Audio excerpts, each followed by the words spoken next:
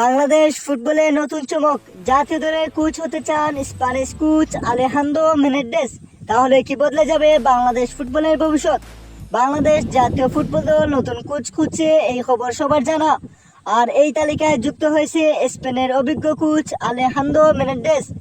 Alejandro মেনেন্ডেস একজন Spanish football coach. তিনি ইউরোপের বিভিন্ন ক্লাব এবং লিগে কাজ করেছেন। তার কোচিং স্টাইল আক্রমণাত্মক এবং টেকনিক্যালি শক্তিশালী। স্পেনের লিগে কাজ করার অভিজ্ঞতা রয়েছে। বিভিন্ন ক্লাবে হেড কোচ হিসেবে দায়িত্ব পালন করেছেন। তরুণ খেলোয়াড়দের ডেভেলপমেন্ট তার বিশেষ দক্ষতা আছে। বাংলাদেশ ফুটবলের সম্ভাবনা দেখেই আগ্রহ প্রকাশ করেছেন। তরুণ খেলোয়াড়দের নিয়ে কাজ করার সুযোগ তাকে আকৃষ্ট করেছে। এশিয়ার ফুটবলে নিজেকে প্রমাণ করতে চান।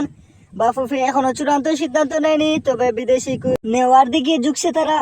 তার আক্রমণাত্মক ফুটবল স্টাইল বাংলাদেশের জন্য ভালো হতে পারে, তরুণদের উন্নয়নে বড় ভূমিকা রাখতে পারে।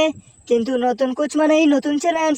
আপনার মতে আলেহান্দ্রো মেনেন্ডেস কি বাংলাদেশের জন্য সঠিক কোচ? কমেন্ট করে আপনার মতামত জানান। এমন ফুটবল আপডেট পেতে চ্যানেলটি সাবস্ক্রাইব করুন।